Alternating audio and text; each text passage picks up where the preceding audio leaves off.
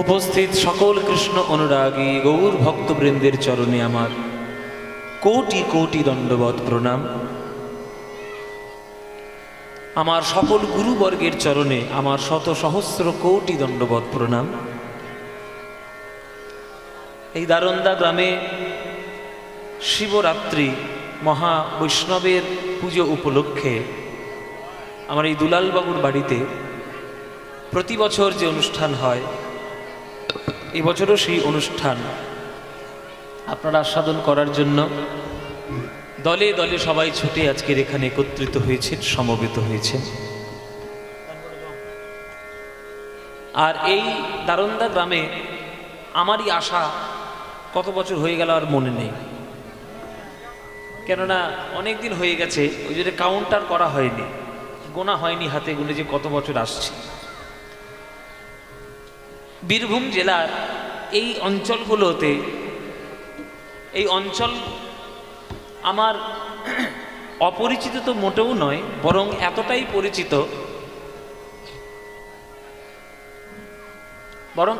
পরিচিত এটা আর গান করার আসর, প্রফেশনাল আসর বলে আমার মাঝে মাঝে মনে হয় না।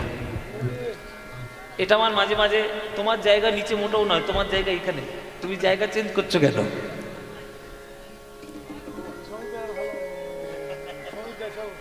জয়নি তাই। এই যে আপনাদের এখানে এইসব এই চারিদিকে যেমন দারোন্দা, এই যে নপাড়া, এগুলো আমার মনে হয় না যে এটা আমাদের গান করার আসর, এগুলো মনে হয় আমাদের আত্মীয়দের বাড়ি। বাহ, এটা বিরাট বড় ভক্ত আসছে মালা দিতে, দিয়ে দাও দাও। বাহ,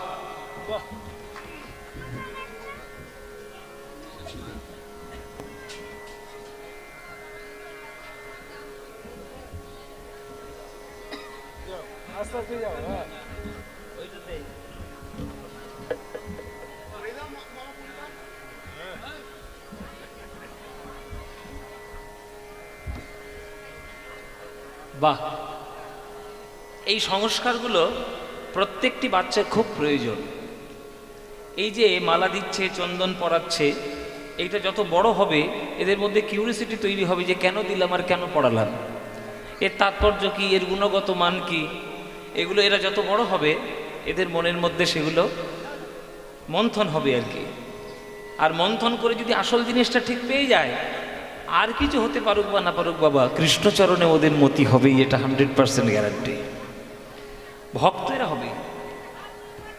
জয় নিতাই।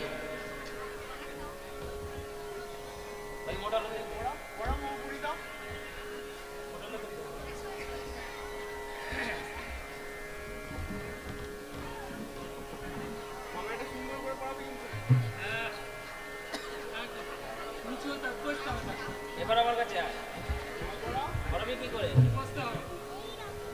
এইরকম করে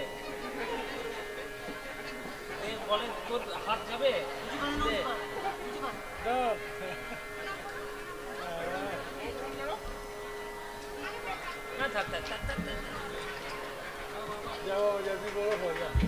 বাহ, মঙ্গল করুক আমার নিতাই চাঁদ।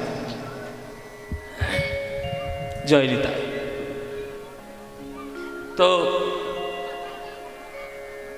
এই হরিনাম অনুষ্ঠান, কীর্তন গান শিবরাত্রি উপলক্ষে দুলালবাবুর বাড়িতে এই যে প্রতি বছর হয়, আজকেও আপনারা শুনতে এসেছেন, আমরা গাইতে এসেছি। সবাই মিলে আজকের একটু সন্ধ্যাবেলায় গৌর গোবিন্দের লীলামৃত মাধুরী আজকের পান করব। এই কীর্তন গান আমাদের বীরভূম জেলা পশ্চিমবঙ্গের মধ্যে বিশেষ একটি গুরুত্বপূর্ণ জেলা, এই কারণে সব থেকে প্রাচীনকাল থেকে এই জেলার মাটি থেকেই কীর্তন গানের প্রকাশ। কেননা এই বীরভূম জেলাতেই আমাদের ভক্ত কবি জয়দেব গোস্বামীর জন্ম, আর জয়দেব গোস্বামীর গীত গোবিন্দ থেকে এই বৈষ্ণব পদাবলীর ধারা সূত্রপাত। যে গান এখনো পর্যন্ত রোজ জগন্নাথ শোনেন, আর যে গান, যে কবিতা, যে কাব্য ভগবান শ্রীকৃষ্ণের স্বয়ং প্রিয়, যেটাকে কারেকশন করার জন্য স্বয়ং তিনি নেমে এসেছিলেন আর তার কলমে কলম চালিয়েছিলেন, সেটা সাধারণ কথা নয়, বড় ধন্য হয়ে যাওয়ার কথা। সুতরাং এই যে হরিনাম সংকীর্তন আজকে সন্ধ্যাবেলায় হচ্ছে, আপনারা সবাই প্রাণ মন দিয়ে পদাবলী কীর্তন আস্বাদন করুন। এই যে মহাপ্রভু আমাদের জন্য হরিনাম সংকীর্তন নিয়ে এলেন, তার উপকারিতা কি, তিনি কেনই বা নিয়ে এলেন? মহাপ্রভু যে জন্ম নেবেন এটা তো শাস্ত্র মতে, অনেকে যারা তর্ক করবে বলবে দশাবতারের মধ্যে তো মহাপ্রভুর বর্ণনা নেই, তাহলে মহাপ্রভুকে আপনারা ভগবান বলছেন কিভাবে? 10টা যে অবতার রয়েছে শ্রীমদ্ ভাগবতে বা অন্যান্য শাস্ত্রে, তার মধ্যে কিন্তু মহাপ্রভুর কথা উল্লেখ নেই যে মহাপ্রভু আসবেন।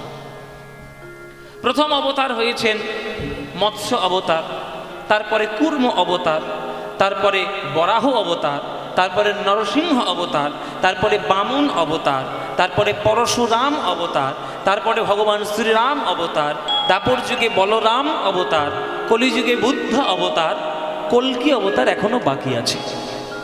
এই 10টা অবতারের মধ্যে আমরা কি মহাপ্রভুর কথা পেলাম? মহাপ্রভুর কথা শুনলাম কি যে মহাপ্রভু আসবেন?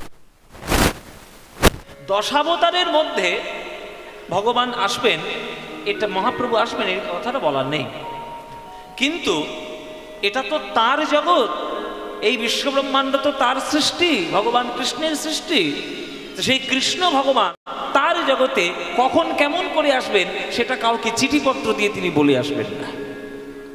আমি যদি আমার বাড়ির মালিক হই, আমার অফিস থেকে আসার কথা হয়তো সন্ধ্যা 7টার সময়, কিন্তু হঠাৎ মনে হলো আজকে আমি অফিস করব না, আজকে একটু বাড়িতে সময় কাটাবো।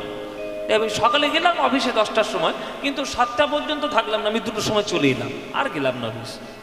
তো এইটার জন্য কি আমাকে কেউ কি হাইকোর্টে নোটিশ পাঠাবে নাকি যে তুমি 7টার সময় আসার কথা, তুমি 2টোর সময় এলে কেন? আর এটা আমার ঘর, আমি মালিক, আমি কখন আসবো না আসবো সেটা তো আমার ব্যাপার। তেমনি বিশ্বব্রহ্মাণ্ডটা ভগবানই তার মালিক, তার জগতে তিনি কখন আসবেন আর কেমন করেই বা আসবেন এটা তিনি ডিসাইড করবেন, তিনি সিদ্ধান্ত নেবেন, আমরা নেব। আর যদি শাস্ত্রের কথা বলেন, মহাপ্রভুর আসার কথার ইঙ্গিত শাস্ত্রে আছে, সেই শাস্ত্রটা খুঁজতে হবে, শাস্ত্র খুঁজে সেই শ্লোকটি বের করতে হবে। কোথায় রয়েছে? শ্রীমদ্ ভাগবতেই রয়েছে মহাপ্রভুর বর্ণনা, মহাপ্রভুর রূপের ইঙ্গিত শ্রীমদ্ ভাগবতের শ্লোকের মধ্যেই রয়েছে। কোথায় রয়েছে? আপনারা যারা শ্রীমদ্ ভাগবত পড়বেন পাতা উল্টে পড়ে নেবেন। করভাজন মুনি মহারাজ নিমিকে বলেছিলেন যে আগামী কলিযুগের উপাস্য কি হবে। মহারাজ নিমি করভাজন মুনিকে জিজ্ঞাসা করেছিলেন যে প্রভু মুনিবর, এই তো কলিযুগ এবার আসতে চলেছে, তা কলিযুগ শুনেছে সাংঘাতিক ভয়ঙ্কর হবে, ধর্মের মাত্র একটি ভাগ থাকবে, 3টি ভাগই অধর্মের উৎপাত হবে। তা সেই অধর্মের জগতে যারা ধার্মিক মানুষ, ভক্ত মানুষ, তারা কি ভগবানকে পাবে না? উনি বললেন নিশ্চয়ই পাবেন। তাহলে কাকে ডাকবে, কাকে আদর্শ করে তারা চলবে? তখন করভাজন মুনি একটি শ্লোক মহারাজ নিমিকে শুনিয়েছিলেন যে শোনো, আগামী কলিযুগের উপাস্যকে, ও মায়েরা শ্লোকগুলো খুব মন দিয়ে শুনবেন।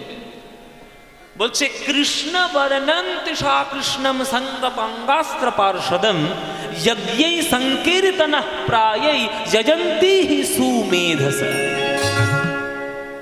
এটাই করভাজন মুনির মুখে লেখা আছে, ভাগবতে পড়ে নেবেন। হ্যাঁ, বলছে কৃষ্ণ বর্ণন তিসা কৃষ্ণ, কৃষ্ণ বর্ণন, এখানে কৃষ্ণ বর্ণ মানে কালো নয়, কৃষ্ণ বর্ণন মানে বর্ণনা যিনি করবেন কৃষ্ণকে, তিসা অকৃষ্ণম, এখানে কালো রঙের কথাই।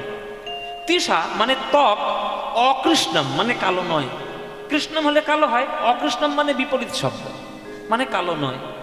তাহলে যিনি ভগবান কৃষ্ণকে বর্ণনা করবেন আর তার অঙ্গের রূপ হবে অত্যন্ত ফর্সা, কালো নয়, সঙ্গ পাঙ্গাস্ত্র পার্ষদ, একা তিনি আসবেন না, সঙ্গ পাঙ্গদের নিয়ে তিনি আসবেন।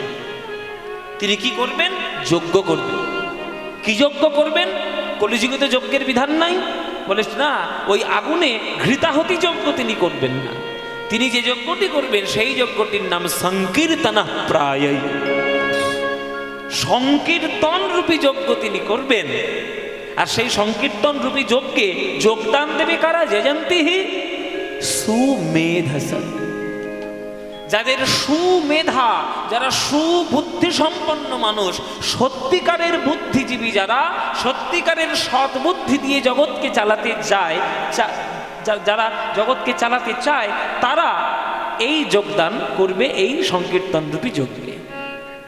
হ্যাঁ, ও আচ্ছা, ও অনেকটা ভিড় হয়ে গেছে, ভক্তরা একটু এগিয়ে আসবেন। ও মায়েরা, তোমরা একটু এগিয়ে এগিয়ে এসো, অনেক ফাঁকা আছে, সামনের দিকটা অনেকটা জায়গা আছে, সবাই সরে সরে আসুন। একটু স্কুলের ভালো ছাত্রছাত্রী হন, যারা ভালো ছাত্রছাত্রী হয় তারা মাস্টারের সামনে গিয়ে বসে। যদিও আমি মাস্টার মোটেও নই, আমি মাস্টার নই, কিন্তু উদাহরণ দিলাম আর কি। যারা ভালো ছাত্রছাত্রী হয় তারা সামনে গিয়ে বসে, একটু সামনে সামনে চলে আসে। কীর্তনের আসর সম্বন্ধে এখন আমি অনেক জায়গায় গান করছি, তো কীর্তনের আসর সম্বন্ধে অনেকের জ্ঞান নেই যে আসরটা কি করে তৈরি করতে হয়।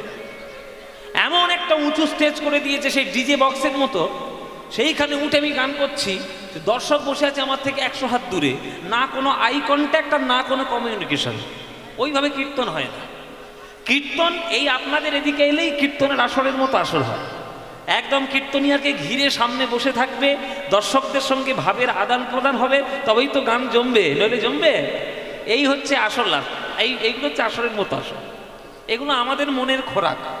এসব মনের খোরাক সবাই তো বুঝবে না, সবাই চাকচিককে খুব বিশ্বাসী। জয় নিতাই। যারা সামনের দিকে জায়গা আছে ফাঁকা এগিয়ে এসুন, পিছনে যারা লোক তারা বসবে ভক্তরা। জয় নিতাই। তো কি বলছিলাম যেন? যজ্ঞায় সংকীর্তনা প্রায়ই যজন্তি হি সুমেধস। সুমেধা সম্পন্ন মানুষ, সুবুদ্ধি সম্পন্ন মানুষ, তারাই একমাত্র গিয়ে ওই সংকীর্তন রূপী যজ্ঞে যোগদান করবে। তাহলে মহাপ্রভুর যে আসবেন, মহাপ্রভুর ইঙ্গিত ভাগবতেই দেওয়া রয়েছে। তাহলে মহাপ্রভুকে আমরা যদি অবতার না বলি, মহাপ্রভুকে যদি আমরা মহাপুরুষ না বলি, মহাপ্রভুকে যদি আমরা রাধা গোবিন্দের পূর্ণ অবতার যদি না মানি, তাহলে মানবো না, সেটা তোমার ব্যাপার। কিন্তু শাস্ত্র বিরুদ্ধ তুমি কাজ করলে, শাস্ত্র যেটা বলেছে সেটা লেখা আছে, সেভাবেই মহাপ্রভু তিনি এসেছেন। আসলে মাঝে মাঝে বিড়ালের ভাগ্যে শিকে ছেড়ার মতো অবস্থা হয়। আমাদের দশা তাই বাবা। আজ থেকে 538 বছর আগে এই বাংলাতে জাত পাত, ধর্ম, বর্ণ, ছোট বড়, নিচু উঁচু, এই সমাজের বিভেদ বিভাজন এত তীব্র হয়ে গেছিল যে সেই সমাজের সচেতনতা ফেরানোর জন্য আমার মহাপ্রভুর আবির্ভাব হয়েছে। এটাকে যারা বুঝবে না তারা সমাজের ইতিহাসই জানে না। আর যারা মনে করে এখনকার দিনে খুব আমরা সমাজ সংস্কার হয়েছে, আগে মহাপ্রভুর জীবনটা পড়ে দেখো, আগে চৈতন্য মহাপ্রভুর জীবন পড়ে দেখো। ও মায়েরা, এই যে কীর্তন শোনার জন্য তোমরা ঘর থেকে বেরিয়ে এসছো, জানো 500 বছর আগে তোমাদের ঘর থেকে বাইরে বেরোনোর অনুমতি ছিল না। মেয়েরা ঘরের কাজ করবে, জল আনবে, ঝাঁট দেবে, গোবর দেবে, রান্না করবে, বাসন মাজবে, এই ছিল কাজ। হরিনাম আবার কি শুনবে বাইরে গিয়ে? এটা ছিল না। কিন্তু মহাপ্রভু বললেন না, পুরুষরা যত না হরিনাম শুনবে তার থেকে 100 গুণ বেশি মায়েদের শোনা উচিত। ও মায়েরা, তোমরা ঘরে থাকো, তোমাদের মন সব থেকেই চঞ্চল, কেননা মেয়েরা চঞ্চলই হয়। লক্ষ্মী চপলা যেমন, তোমরাও তেমন চপলা। কিন্তু এখানে একটা কিন্তু আছে, তোমরা যদি তোমাদের মতি গতি সঠিকভাবে কৃষ্ণের চরণে রাখো, তোমাদের দ্বারাই জগতের শ্রেষ্ঠ কার্য হবে। কেন না, কৃষ্ণ ভক্ত সন্তান তোমাদের গর্ভ থেকেই তো জগতে আসবে। পুরুষ যতই হম্বিতম্বি করুক আর তর্জন গর্জন করুক, পুরুষ বীজটি বপন করতে পারে, 10 মাস 10 দিন গর্ভ ধারণ করতে পারবে না, ধারণ করতে পারবে না। সে যত বড়ই বিজ্ঞানের টেকনোলজি এগিয়ে যাক না কেন, যত ধীরে ধীরে টেকনোলজি এগোচ্ছে, তত মানুষ জন্ম নিচ্ছে না, মানুষের মতো রোবট জন্ম নিচ্ছে। আপনারা জেনে রাখবেন, আমরা এখন যা চারিদিকে দেখতে পাচ্ছি, মানুষের মতো রোবট।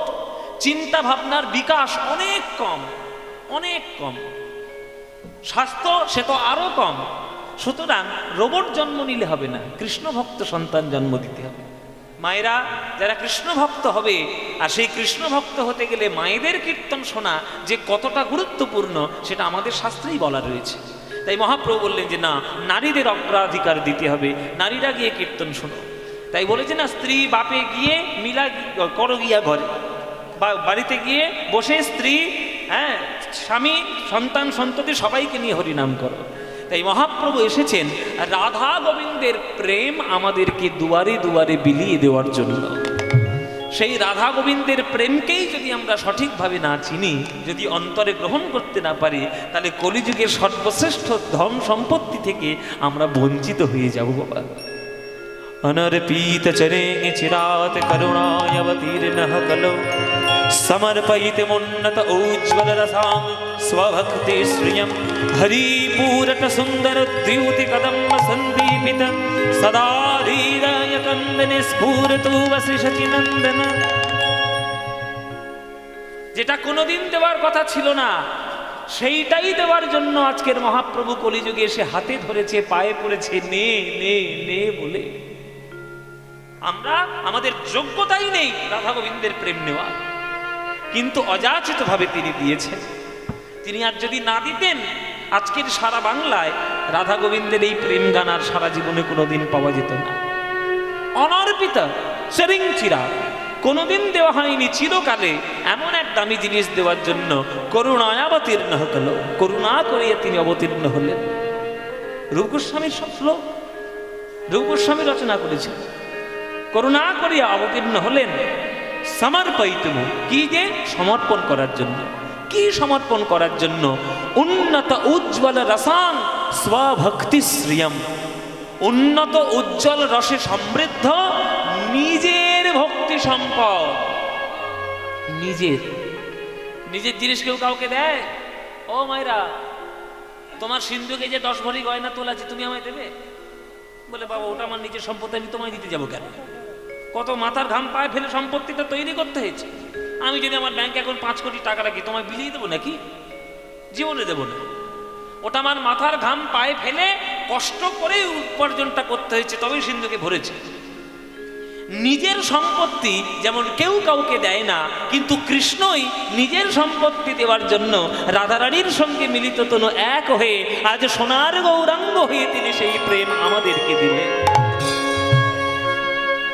সেই প্রেমকে যদি আমরা অস্বীকার করি, তাহলে বাঙালি জাতিতে জন্ম নিয়েই আমাদের বৃথা, কিচ্ছু হবে না গো যদি প্রেমকে অস্বীকার করো। তাই রাধারানী গোবিন্দের প্রেম দেওয়ার জন্য, যে প্রেম উদ্ধব পর্যন্ত পায়নি, যে প্রেম ব্রহ্মা পর্যন্ত পায়নি, যে প্রেম পাওয়ার জন্য উদ্ধব বৃন্দাবনের পাথরের ধুলো কণা চেষ্টা করেছিলেন যে যদি একবার হতে পারে। ব্রহ্মা গুল্ম লতা শাক পাতা হওয়ার চেষ্টা করেছিলেন, ঘাস। ব্রহ্মাও পায়নি, উদ্ধবও পায়নি, অর্জুনও পায়নি, কেউ পায়নি। অথচ সেই বৃন্দাবনের প্রেম মহাপ্রভু আমাদের হাতে ধরে পায়ে পড়ে দিতে এলেন। সেটাকেই যদি আমরা না নিতে পারি, তাহলে আমাদের কি দুর্ভাগ্য বলুন। ওই জন্যই বলছে যে ব্রহ্মার দুর্লভ গোলকের প্রেম অযাচকে দিবে আনি। হ্যাঁ, বীর চন্দ্রে কয় সেদিন ঋণের খালাস পাইবে ঋণী। ব্রহ্মার দুর্লভ আমার, ব্রহ্মার দুর্লভ গোলকের প্রেম অযাচকে দিবে আনি। ব্রহ্মার প্রেম অযাচকে দিবে। প্রভু বীর চন্দ্রিকা, বীর চন্দ্রে কয় সেদিন দিনে, বীর চন্দ্রে কয় সেদিন দিনে খালাস পাইবে ঋণী। বাবা, ও মায়েরা, কৃষ্ণ একদিন সখীদের হাতে পায়ে ধরে বলছে, ও সখীগণ, ও গোপীগণ, তোমাদের হৃদয়ে এত প্রেম, সেই প্রেমে তোমরা আমাকে ডুবিয়ে দিলে, ওই প্রেম আমাকে একটু ধার দেবে? সখীরা বলছে, ধার তো দিতে পারি, কিন্তু চোরকে কেউ কোনো ধার দেয়? তা দিয়ে নিয়ে যাও। ধার দিলাম, কিন্তু শোধ করতে হবে তোমায় কিস্তিতে কিস্তিতে। দাপর যুগ গেল, বৃন্দাবন লীলা গেল, মথুরা লীলা গেল, দ্বারকা লীলা গেল, অথচ গোপীদের প্রেম ঋণ কৃষ্ণ শোধ করতে পারেনি। তাই সুদটা এত বেশি হয়ে গেছে যে সারা দাপর যুগ ধরেও বিতরণ করলে সে ঋণ শোধ হবে না। তখন সখীদের কাছে কৃষ্ণ বলছে যে কি হবে, এমন ঋণে ডুবে গেছি, সেই ঋণ আমি এমন ঋণগ্রস্ত হয়ে গেছি যে আমি পাচ্ছি না শোধ করতে, কি হবে? কি বাবা, ঋণগ্রস্ত হয়ে কারোর বাড়িটা যদি নিলামে উঠে যায় তখন সরকার কি করে, হয় সেইটাকে স্বাস্থ্যকেন্দ্র বানিয়ে দেয়, নইলে একটা অতিথিশালা বানিয়ে দেয়, কিছু না কিছু সরকারি কাজে বানিয়ে দেয়। তখন সখীরা বলছে, শোনো কৃষ্ণ, যে প্রেম তুমি আমাদের হাতে পায়ে ধরে প্রেম শোধ করতে পারলে না, দাপরযুগ তো শেষ, আর তো সময় নাই, কলিযুগ তো পড়বে, তা তুমি এক কাজ করো, আগামী কলিযুগে তুমি যখন জন্ম নেবে, রাধাকে সঙ্গে নিয়েই তুমি যখন পৃথিবীতে আসবে, যারা চাইবে তাদেরকেও প্রেম দেবে, আর যারা চাইবে না তাদেরকেও সেই প্রেমে দিতে হবে। অযাচকে দিবে আন, অযাচকে দিবে আন। প্রভু বীর চন্দ্রে কয়, প্রভু বীর চন্দ্রে কয়, সেদিন ঋণের বীর চন্দ্রে কয় সেদিন দিনে, তুমি যেদিন যেদিন বিলাইবে, বীর চন্দ্রে কয় সেদিন দিনে, খালাস পাইবে ঋণ। ওগো কৃষ্ণ, আমি বলি সেদিন তুমি মুক্তি পাবে, সেদিন তুমি মুক্তি পাবে, যেদিন দাঁড়ে দাঁড়ে প্রেম বিলাইবে, সেদিন তুমি মুক্তি পাবে। দাঁড়ে দাঁড়ে প্রেম বিলাবে, সেদিন তুমি মুক্তি পাবে, যেদিন দাঁড়ে দাঁড়ে প্রেম বিলাইবে, লোকের হাতে ধরে পায়ে পড়ে, দাঁড়ে দাঁড়ে প্রেম বিলাবে, হাতে ধরে পায়ে পড়ে, দাঁড়ে দাঁড়ে প্রেম বিলাবে, ওই গোলকের সম্পত্তি বিলাইবে, দাঁড়ে দাঁড়ে প্রেম ও ধুলায় গড়া গড়ি দেবে, দাঁড়ে দাঁড়ে প্রেম বিলাবে, ধুলায় গড়া গড়ি দেবে, মুখে হরি হরি হরি বলে দাঁড়ে দাঁড়ে প্রেম বিলাবে, কৃষ্ণ কৃষ্ণ কৃষ্ণ বলে, দাঁড়ে দাঁড়ে প্রেম বিলাবে, হরি হরি হরি বলে, দাঁড়ে দাঁড়ে সেদিন তুমি মুক্তি পাবে, সেদিন তুমি মুক্তি পাবে। তাই রাধা গোবিন্দের প্রেম ঋণ শোধ করার জন্য আজ আমার গৌর হরি জগতে এসে হাতে ধরে পায়ে পড়ে দিয়েছে এই হরি নাম। সেই গৌরকেই যদি আমরা ভালোবাসতে না পারি, তাহলে বাঙালি জাতিতে জন্ম নিয়ে জন্ম আমাদের বৃথা হবে। ও মায়েরা, এখানে গৌরকে কারা কারা ভালোবাসো হাত তোলো দেখি। গৌরকে বলেছি, আমাকে বলিনি, আমার দিকে তাকাচ্ছ। গৌরকে এখানে কারা কারা ভালোবাসেন? সবাই ভালোবাসেন? আপনাদের একটা কথা বলি, কৃষ্ণ, গৌর, ভগবান, রাম, মোটামুটি যাদের যাদের আপনি ভালোবাসেন, আমাদের এখনকার দিনে এই সাধারণ মিডিয়া আর সাধারণ জগতের পড়াশোনা এবং বাহ্যিক জগতের পড়াশোনার শিক্ষায় আমরা এখন শিক্ষিত হয়েছি যে ভালোবাসা মানে আই লাভ ইউ। ওই সিরিয়াল আর সিনেমা মাথার মধ্যে শুধু ব্রেন ওয়াশ করছে, মগজ ধোলাই। সত্যজিৎ রায় একটা কি সুন্দর কথা আবিষ্কার করেছে, মগজ ধোলাই। হীরক রাজার দেশের সিনেমা দেখেছেন? সিনেমা দেখুন, ভালো ভালো সিনেমা দেখুন। যেসব সিনেমা দেখে কোনো কাজ কারবার নেই সেই সব দেখে লাভ নেই। হীরক রাজার দেশে দেখবেন, বলে মগজ ধোলাইয়ের জন্য একটা যন্ত্র মন্ত্র ঘর করেছে, মানে ব্রেন ওয়াশ আর কি। এখন চারিদিকটা যা দেখবেন সব ব্রেন ওয়াশ হচ্ছে, যে যা পাচ্ছে তার মতো ব্রেন ওয়াশ করছে। এখনকার দিনে ব্রেন ওয়াশে যুবক ছেলেরা, যুবতী মেয়েদের তাদের ব্রেন ওয়াশ করা হচ্ছে যে আই লাভ ইউ মানেই প্রেম। এটা তোমরা বুঝে না। ওই ভ্যালেন্টাইন্স ডে করতে হবে, রোজ ডে করতে হবে, চকলেট ডে করতে হবে, নানান রকম সব হই হুজুম করে ভালোবাসা বোঝাচ্ছে। ওইভাবে ভালোবাসা হয় না। ওই সব ভালোবাসা হচ্ছে তাসের ঘর, টোকা দিলে টুক করে পড়ে যাবে। 10টা ইট যদি পরপর যদি সাজানো হয়, সেটা ইটের পাঁজা হয়, ইটের দেওয়াল হয় না কখনো। দেওয়ালটা তৈরি করতে গেলে দুটো ইটের মাঝখানে বালি সিমেন্টের মশলার প্রয়োজন। মশলা ছাড়া দেওয়াল শক্ত হবে না। কি বাবা, ঠিক কি না? 10টা ইট আছে, পর্বত ধাক্কা দিন পড়ে যাবে, কিন্তু সেটা যখন বালি আর সিমেন্টের মশলায় আটকানো, সেটা কিন্তু জীবনে পড়বে না। ওই মশলাটা কোথায়? ওই মশলাই হচ্ছে প্রেম ভালোবাসা। দুটো মানুষের বন্ধন অটুট হবে তখন যখন প্রেম ভালোবাসার মশলাই সে তার মধ্যে যোগ হবে। আর সেই প্রেম ভালোবাসা শুধু আই লাভ ইউ বলে দিলেই হয় না। সেই প্রেম ভালোবাসা যারা যারা করবে, যারা যারা কৃষ্ণকে ভালোবাসবে, আর যারা যারা গৌরকে ভালোবাসবে, এই যে তোমরা হাত তুলে বললে ভালোবাসি, জেনে রেখো যদি প্রকৃত তোমরা ভালোবাসো, সারা জীবন চোখের জলে কাঁদতে হবে, 100% গ্যারান্টি। 100% গ্যারান্টি বলে দিলাম। যে ভালোবেসেছে সে সারা জীবন কেঁদেছে। তোমরা তো এত বছর ধরে কৃষ্ণলীলা শুনছো, বলো তো কৃষ্ণকে ভালোবেসে রাধারানী হেসেছেন বেশি না কেঁদেছেন বেশি? হেসেছে, কেঁদেছে। রামকে ভালোবেসে সীতামা হেসেছেন বেশি না কেঁদেছেন বেশি? কেঁদেছেন বেশি। হেসেছেন বেশি। এর মুন্ডু মালিনী তলায় গিয়ে একবার মুন্ডু কেটে ফেলবো একবারে। হেসেছেন বেশি কি বাবা? হেসেছেন বেশি না কেঁদেছেন বেশি? কেঁদেছেন। মীরাবাই কৃষ্ণকে ভালোবেসেছে, হেসেছেন বেশি না কেঁদেছেন বেশি? কেঁদেছেন। বিষ্ণুপ্রিয়া মা গৌরাঙ্গকে ভালোবেসেছেন, হেসেছেন না কেঁদেছেন? কেঁদেছেন। তাহলে বিষ্ণুপ্রিয়া কাঁদবে, মীরাবাই কাঁদবে, সীতা কাঁদবে, রাধা কাঁদবে, আর তুমি ফুর্তি করতে করতে ভগবান পাবে, হাসতে হাসতে? জীবনে পাবে না।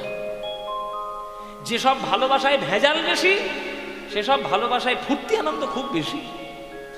আর যেসব ভালোবাসা কংক্রিটের মতো শক্ত হয়, জানবেন তাতে বিরহের প্রাধান্য বেশি। কৃষ্ণকে ভালোবেসে রাধারানী 1 সেকেন্ডের জন্য, 1 মুহূর্তের জন্য কৃষ্ণ ছাড়া থাকতে পারেন। চোখের জল। মীরা কহে বিনা প্রেম সে না মিলে নন্দলালা। ভগবানের সঙ্গে আপনি প্রেমের সম্পর্ক করবেন, তাতে আপনার চোখের জল থাকবে না, জীবনে ভগবান আপনার কাছে আসবে না। ভগবান বলেই দিয়েছে যে আমি ভক্তের কিচ্ছু দেখি না, শুধু দুফোঁটা নয়নের জল দেখি। পত্রাং পুষ্পাং ফলং তোয়ং যো মে ভক্তা প্রযচ্ছতি তদহং ভক্তি উপরিতমস্মাভি ভজতাত্মনা। কে আমার কটা পাতা দিল, কে আমার একটা সোনার মন্দির করলো, কে আমার 6 ভরি সোনার হার গলায় পড়ালো, এ আমি জীবনে দেখবো না। আমি শুধু একটাই জিনিস দেখব, আমাকে যখন সে ডাকবে, আমার জন্য যেন তার নয়নে 2 ফোঁটা জল বরাদ্দ রয়েছে। ওই জন্য গৌরকে ভালোবাসা এত সহজ নয় গো।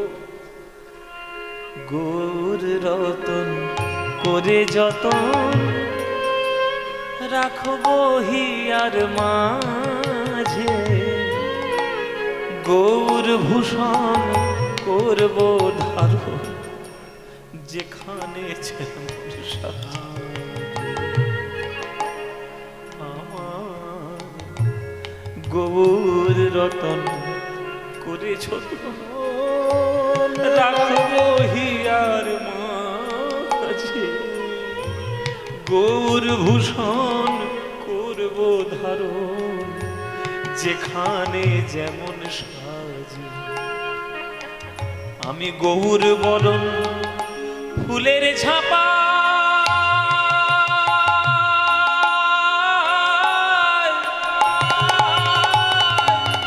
আমি লোটন বাঁধব চুলে। আমি গৌর বরণ ফুলের ঝাপা, আমি লোটন বাঁধব চুলে। গৌর বলে গৌরব করে আমি পথেই যাব চলে। আমি গৌর বলে গৌরব করে পথেই যাব চলে। গৌর ভালোবেসে যদি পাগল না হলে, তাহলে আর ভালো আর কি বাসলে? সাধক তারাই হয় যারা পাগল হয়। প্রত্যেকটা সাধকের জীবন আপনারা ভেবে দেখুন আর পরিচয় করে দেখুন, সব পাগল। 1 নম্বরে সব পাগল। গৌর কৃষ্ণ নামের পাগল, রামকৃষ্ণ ঠাকুর মা বলতে পাগল, বামা খাপা তারা মা বলতে পাগল, বড় বড় সাধক যারাই হয়েছে শুধু পাগল। পাগলের মতো ভালো না বাসলে ভালোবাসার আসল অর্থ পাওয়া যায় না, পাওয়া যায় না। ও মায়েরা, এই রাস্তার মধ্যে তুমি হেঁটে হেঁটে যাচ্ছ, একটা থলি কুড়িয়ে পেয়েছো, তলপি একটা থলি, কাপড়ের থলি, খুলে দেখছো এইরকম বড় বড় চকচকে মোটা মোটা সোনার মোহর। এক থলি সোনার মোহর যে রাস্তায় পাবে, সে তার গ্রামে এসে বাড়িতে ফিরে এসে ঢাক ঢোল পিটিয়ে বলবে সোনার মোহর পেয়েছি, সোনার মোহর পেয়েছি, মোহর পেয়েছি। কেউ বলবে? সে কি করবে? আগে থেকেই সেই মোহরগুলো নিয়ে সিন্ধুকের মধ্যে জমা রাখবে। কলিযুগে জন্ম নিয়েছ, জন্ম নিয়েই একটা মোহর পেয়েছো, সেটা আমার গৌর রত্ন, আমার গৌর হরি সেই রত্ন। সেই সোনার মোহরের থেকে কোটি গুণে রত্ন, কোটি কোটি গুণ তার দাম। সেই রত্নকে পেয়ে এমন করে হেলায় ফেলায় ফেলে দিও না।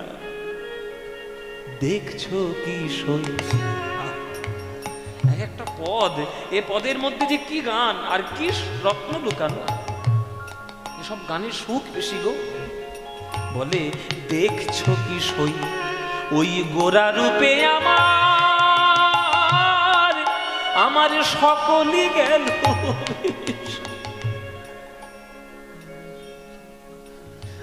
দেখছো কি সই গোরা রূপে আমার, আমার সকলই গেল। দাস লোচন বলে উতু হলে আমি দেখবো বসে বসে। দাস লোচন বলে উতু হলে দেখবো বসে, দেখবো দেখবো কারা গেল আর কারা আছে, দেখবো কারা গেল আর কারা আছে। আমি আমার গৌর ভালো বেসেছি বলে দেখবো কারা গেল আর কারা আছে। গৌর ভালো বেসেছি বলে কারা গেল আর কারা আছে।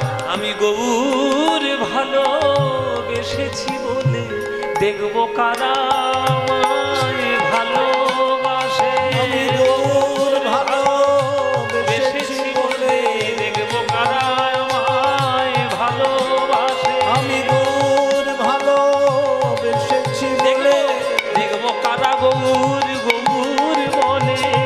গৌর ভালো বেসেছি বলে আমি পাগলিনী ভিখারিনী হলে, গৌর ভালো বেসেছি বলে আমি গৌর পাগলিনী বলে মুখে গৌর গৌর গৌর বলে, গৌর পাগলিনী বলে গৌর গৌর গৌর বলে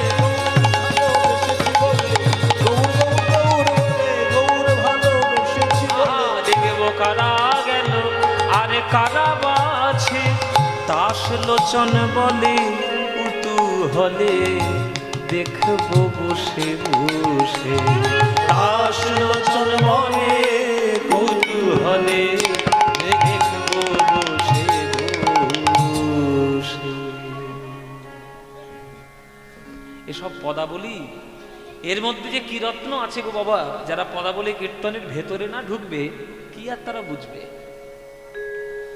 পদাবলী কীর্তন বাংলার সাহিত্যের একেবারে ক্ষীর। ক্ষীর দুধকে ফুটিয়ে ফুটিয়ে 1 কিলো দুধকে যেমন 100 গ্রাম ক্ষীর বানাতে হয়, তেমনি শাস্ত্র সমুদ্র মন্থন করে সাহিত্য করতে করতে তবে বৈষ্ণব পদাবলী কীর্তন বেরিয়েছে।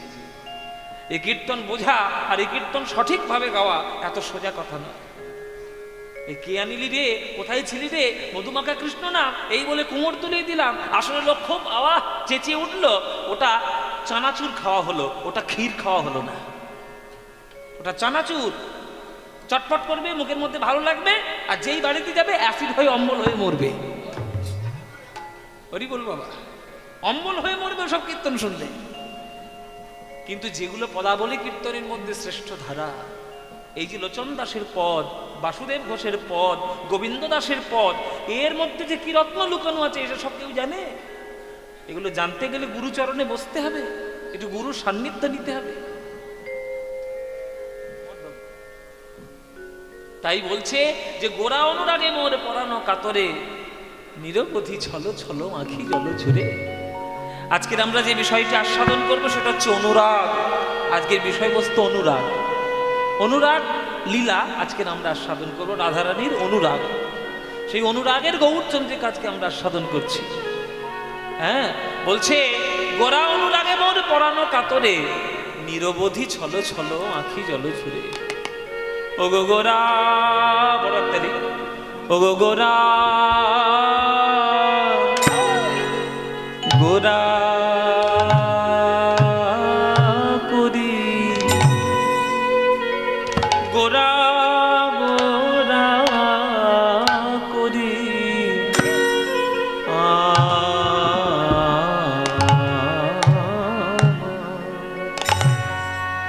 ও কি হলো? বড় একটা গান।